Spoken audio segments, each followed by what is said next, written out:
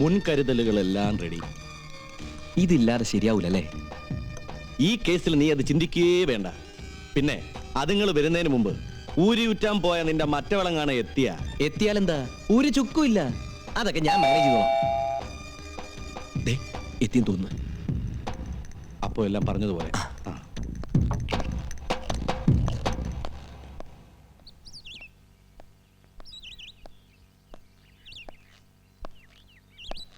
ആഹാ, രണ്ടാളും ഉണ്ടല്ലോ. കേറി വാ. എന്താ പരിങ്ങിക്കുന്നേ? ഫോട്ടോ എടുക്കണ്ടേ? ഇങ്ങോട്ട് കേറി വാ.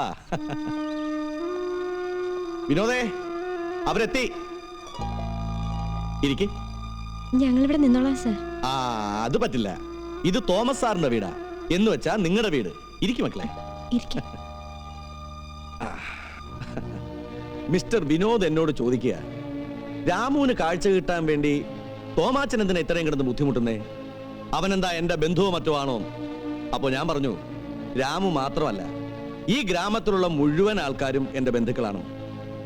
എങ്കിലും രാമുവിനോട് എനിക്കൊരു പ്രത്യേക സ്നേഹം ഉണ്ടെന്നുള്ളത് നേരാ. അവന് കാഴ്ച കിട്ടാൻ വേണ്ടി എത്ര രൂപ വേണമെങ്കിലും ഞാൻ മുടക്കും. ആ, നിങ്ങൾക്ക് കുടിക്കാൻ എന്തെങ്കിലും വേണോ? വേണോ അല്ലേ? അയ്യോ വേണ്ട സർ. എന്ന് പറഞ്ഞാ പറ്റില്ല.